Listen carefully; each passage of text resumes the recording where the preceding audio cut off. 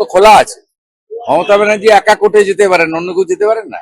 এখানে মনোজ পল থেকে নন্দিনী চক্রবর্তী এরা ইলেকশন কমিশন সংক্রান্ত সমস্ত ফাইল মুখ্যমন্ত্রীর কাছে পাঠান এবং মুখ্যমন্ত্রী সরাসরি হস্তক্ষেপ করেন, যেটা ভারতবর্ষের কোনো রাজ্য হয় না এবং জাতীয় নির্বাচনের সময় প্রধানমন্ত্রীও করেন না, সেটা এই রাজ্যে করা হয়।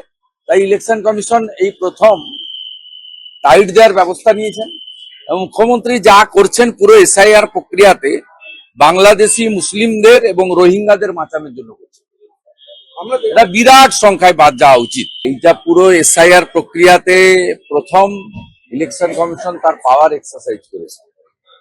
এরপরে ইলেকশন কমিশন চাইলে এফআইআর করতে পারে এবং যে ইয়ারোরা 7 জন সাসপেন্ড হলেন আমরা জানি খুব বৈধভাবে উপযুক্ত কারণে করেছে। ইলেকশন কমিশনের যে 13টি গাইডলাইন আছে তাকে সম্পূর্ণরূপে ভাইলেট করেছেন এরা, মূলত তৃণমূলের কথায়, ডিএম বা ডিইওদের চাপে আর নন্দিনী চক্রবর্তীর ইশারাতে। আর নন্দিনী চক্রবর্তীকে দিয়ে পুরো র্যাকেটটা চালাচ্ছেন মুখ্যমন্ত্রী মমতা বন্দ্যোপাধ্যায়। 17 লক্ষ অ্যাপ্লিকেশনকে কেজি দরে বেচে দিয়েছেন, মানে ওয়েস্ট পেপার হিসেবে বেচে দিয়েছেন 17 লক্ষ যুবক যুবতী।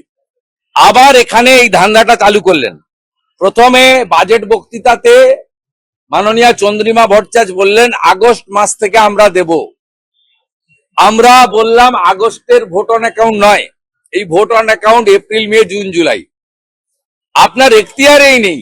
4 মাস পরে পশ্চিমবঙ্গে যে জিতবে তারা পূর্ণাঙ্গ বাজেট দেবে। তখন শুনে মুখ্যমন্ত্রী দেখলেন এত বড় ভুল হয়েছে, তিনি সাংবাদিক সম্মেলন করলেন। আপনি কেন লাইনে দাঁড় করাচ্ছেন? এখন কোথাও লাইনে দাঁড়াতে নেই, সব অনলাইন হয়ে গেছে, পোর্টাল হয়ে গেছে। কেন লাইনে দাঁড় করাচ্ছেন? এবং লাইনে দাঁড় করিয়ে একটা জিনিস সুবিধা হয়েছে, সেটা হচ্ছে পশ্চিমবাংলার যে বেকারদের ভয়াবহ চিত্র, রবিবার শিব চতুর্দশীর দিন সেখানেও 5, 7, 8 লক্ষ যুবক যুবতী তারা লাইন দিয়েছেন, বাবা মা লাইন দিয়েছেন। কি ভয়াবহ চিত্র একদিনেই দেখেছেন।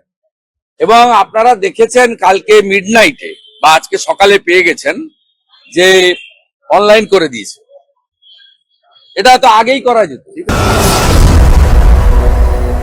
আপনারা দেখছেন বর্তমান সময়.com।